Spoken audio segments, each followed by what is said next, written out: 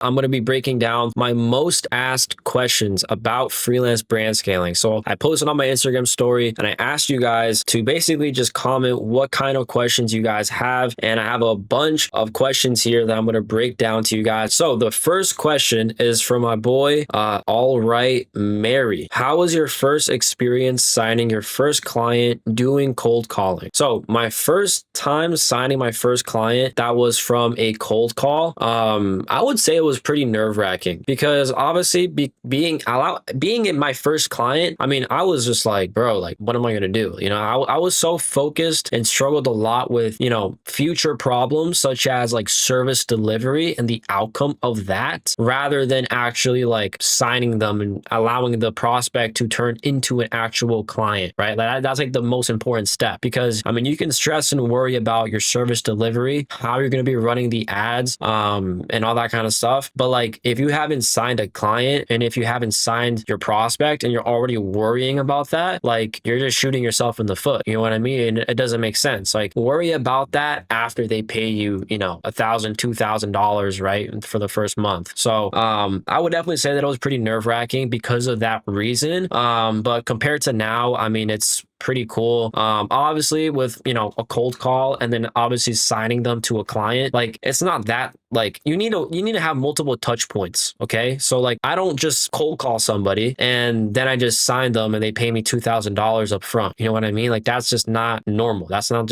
how society works. Right. So obviously it has to go from a cold call. I have to warm them up and then I have to go into a sales meeting, and then that's when I sign them, and that's when I collect the retainer, and then you can start worrying about, you know, your first service delivery or whatever you're offering to your client. All right. So the next question is from my boy 704RJJ. He said, I'm starting this myself. Is it possible for me to get in touch with you for help and advice? I'm glad that you asked this question. If you guys go down to the description of this video, I have a link where you can fill out an application form to work with me personally, one-to-one. I basically teach you guys everything that I know. I work alongside you. And that's down in the description of this video. And you guys also are interested in a free training, I also have that down in the description as well. But I mean, I have a YouTube channel. I'm making content right now for you guys for 100% free. So the best thing you guys can do to support me is to hit that subscribe button. And yeah. All right. So the next question is from my boy Zach121. He said, how to know the ads are performing well for lead gen and sales? That's a good question. So obviously with freelance brand scaling, or with, I guess you can say, Facebook ads in general, there are two sides of, you know, the outcome of your ads, right? So two different conversion goals is what I'm trying to say. So you have either leads or you have either sales, which is basically just purchases. So with sales purchases, that's more of the e-com thing. So think like clothing brands. With leads, that's more so like home service based businesses, landscaping, roofing, you know, all that kind of stuff, where, you know, you can't just, you know, click on an ad and, you know, it brings it to a Shopify store and then, you know, you can pay for something. You know what I mean? That's not how lead gen works, right? You have to go to a lead and then you have to call them up, qualify them, and then give them a quote, and then they have to approve the quote and then they purchase it, right? So it's a longer process that you do not have to worry about because your client is doing all of that for you, right? You're just generating them the prospect, you're just generating the lead, which is a higher quality lead than if they were to generate them themselves, right? Does that make sense? So how to know the ads are actually performing well? The most basic thing that I can say to you guys that actually, you know, is kind of like the whole purpose of this question is the conversion goal. So if you're running lead gen ads, are you getting any leads? If you're running, you know, sales campaigns, you know, purchases, whatever it is, are you getting any purchases, right? It's literally that simple. And if you're not, then you have to go kind of backwards. So go to the first step, look at your click-through ratio from your creatives. Are people like actually clicking on the video or the image and going into the website or the instant form or whatever it is? Are they even filling out the instant form, right? Are these guys, you know, how long are they watching the video? You know, there's so many metrics, and Facebook has all of these laid out for you inside the ads manager. So you literally just have to analyze every single one of these. Like look at cost per click, the CPC. How much does it cost for someone to actually click on your ad, right? So there's a ton of different metrics that you guys can look up. And literally what I personally like to do, and this is kind of a hidden gem, so I would write this down if you're taking notes, is I actually go into ChatGPT and I would screenshot my client's ads manager for like the week ratio. So from the past 7 days, I would screenshot every single metric, and then I would basically just import that image into ChatGPT, and ChatGPT is going to analyze everything and basically just give me the suggestions of like, hey, you should do this here, you should move this here, you should increase the budget, you should do this and that, right? So that way I don't have to worry about that. And obviously ChatGPT knows more than I do, so why not trust it, right? So that's exactly what I would do. All right, this guy said, lad G underscore 22 says, you lend one band or what's up? Yeah, bro, I got you. If you need a band, bro, just drop a follow and subscribe to the YouTube channel. All right, my boy Sam Ukello, he said, quick step-by-step of how to scale an agency. All right, so a very simple, quick step-by-step to scale an agency is literally just basically starting off by getting your client acquisition process on check. So what the heck does that mean, right?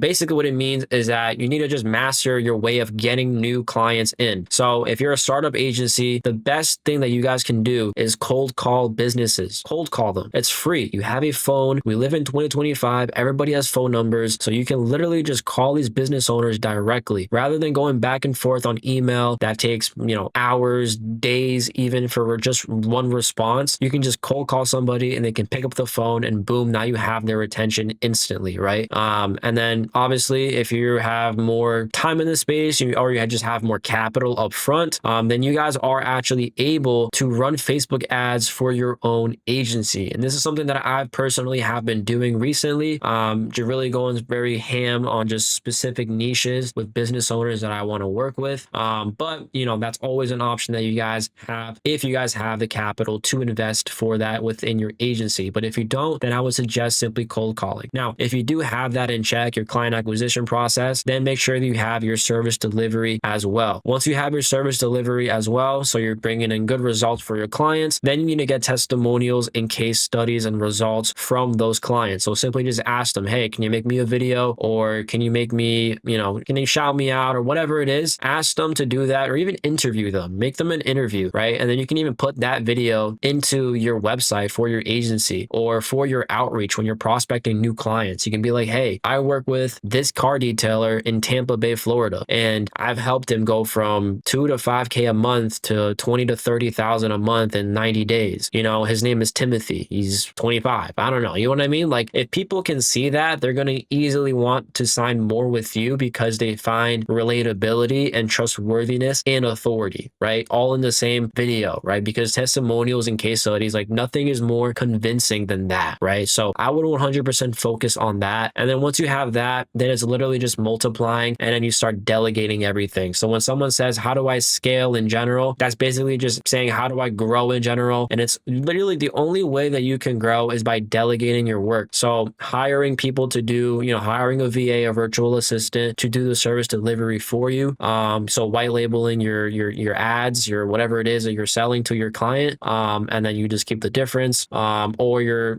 getting some prospects by running your own ads. That's also scaling. There's a ton of different ways that you can do this, but literally just delegating. So I would follow those exact steps, and then no problem, you're going to be scaling your agency really quickly. All right, my boy NoCap 2.2 says, day in the life as a high school entrepreneur. I mean, it's pretty cool. My classes are chill, everything is well, and I do a lot of work when I get out of school, so I can't really complain. Unfortunately, I can't really cold call because, by the time I'm out of school, it's already too late for me to start dialing and, all that stuff. But it is what it is. In the summer, I was killing it. I was going crazy, and now I'm reaping the benefit of it. So if you guys are not in school right now and you guys, you have time to burn or whatever it is, you guys should literally be working every single day. Okay. Work now, enjoy later. Okay. Do not enjoy now and work later. You don't want to do that, bro. You don't want to do that. All right. That's my biggest suggestion that I would say. Alrighty. My boy Cash Fiends said, is Stripe a good payment processor? Yes. Stripe is a good payment processor. I've personally have never had any issues with Stripe. It's only really benefited me. I know a lot of people kind of undermine Stripe, saying that it's a bad payment processor. I mean, I haven't gone to that level of extreme with how much money I guess they're spending, if they're spending hundreds of thousands of dollars or even millions of dollars, because those are really the only people that I listen to. I don't listen to people who are,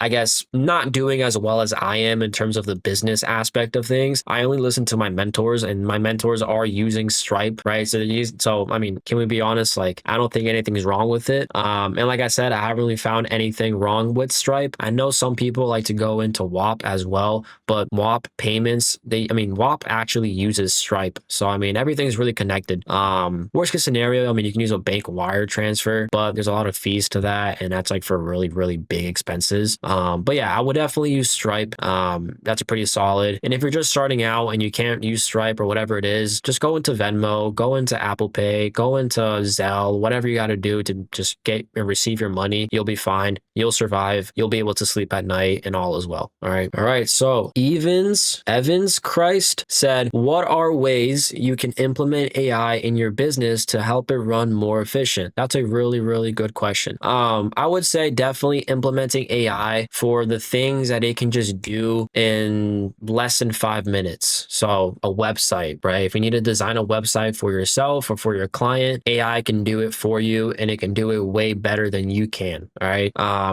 Creative work. So ads, literally images, videos, all that stuff. You guys have probably seen Google VO, ChatGPT. If you give it a prompt, it will spit out an image for you. I made some videos on that if you guys want to check that out inside the channel. And then also like the copywriting thing. That's like probably one of the biggest things is the copywriting.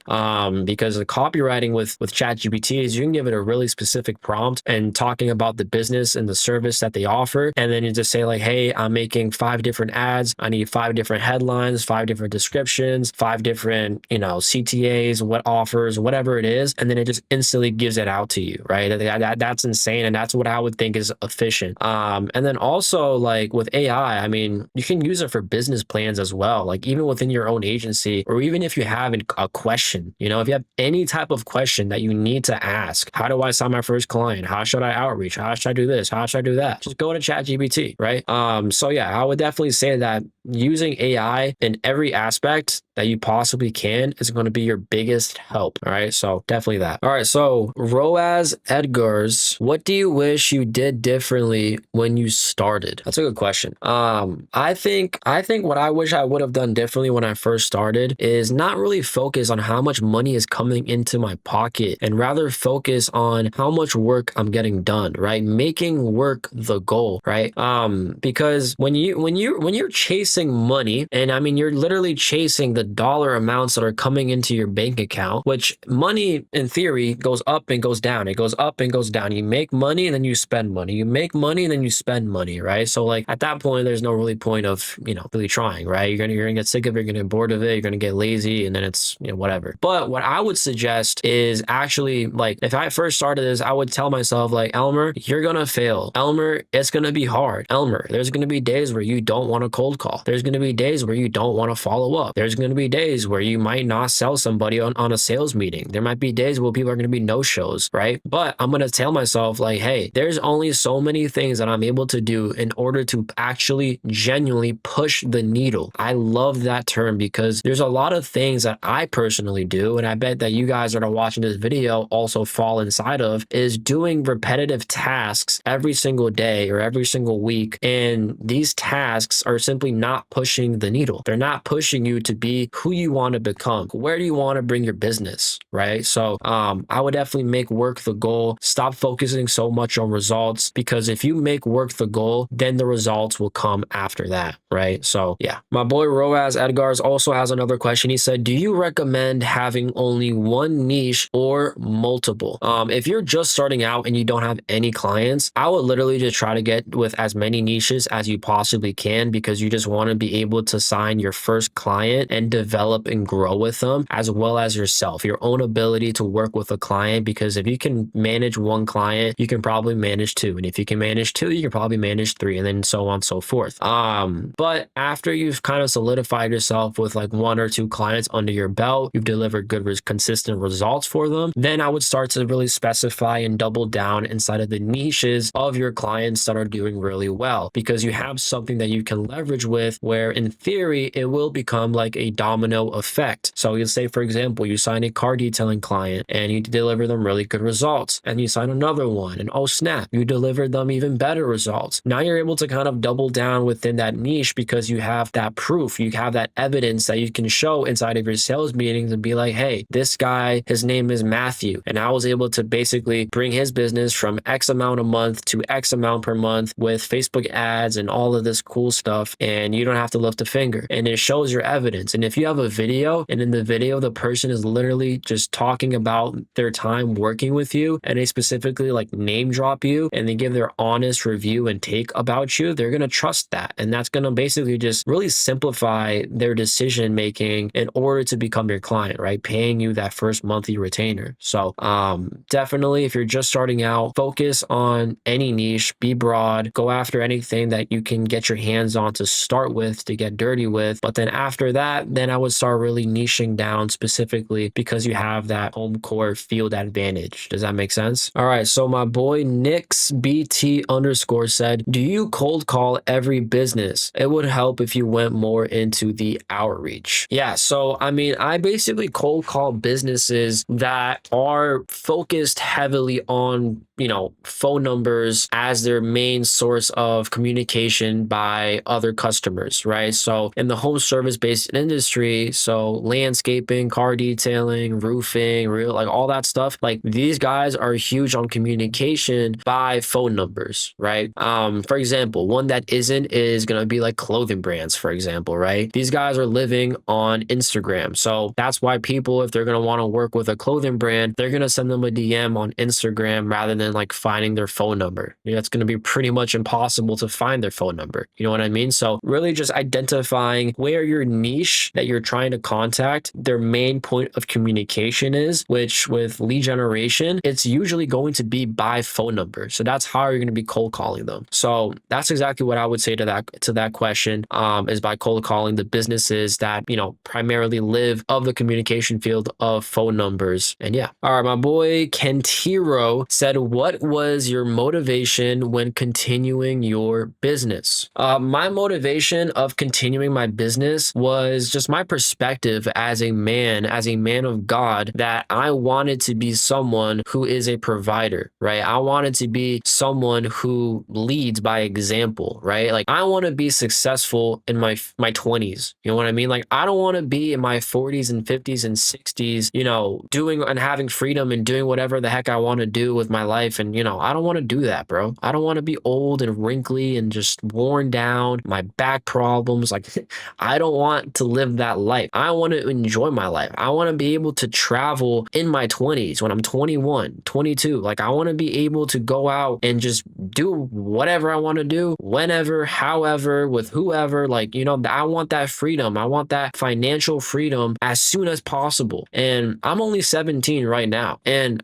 I'm trying to just risk, like I'm risking my teenager years, where people, you know, are usually going out and having fun and going out to different things and events and whatever it is, right? Because if we're young, when you only live once. But I feel like that's all delusion, right? Those people are going to suffer when they're 20, 30, 40, 50 years old, because they're going to be like, dang, if only I worked harder when I was younger, when I was healthier, I would actually be more than where I am today, right? And I don't want to do that. I don't want to be on my deathbed and thinking about all the decisions that I could have possibly made when I was younger. That's my nightmare. So for me, I personally rather risk and, you know, put away my younger years of my life working extremely hard now, so that way later I can enjoy it, and I can enjoy it when I'm healthier, when I'm younger, and obviously I'll be able to do a lot more, you know, when I'm healthy and young. So that's exactly what I would say. All right, boys. So that's pretty much the end of the video. If you guys enjoyed the video, make sure to subscribe and drop drop a like. And if you guys are interested in working with me one-to-one to learn freelance brand scaling, I have a link down to the description of this video. It's literally the first link. You can fill out the application form. I'll reach out to you and we can personally get on a call and I'll teach you guys everything I know. I'll answer every single question that you guys have. Thank you guys for watching. See you later. Bye.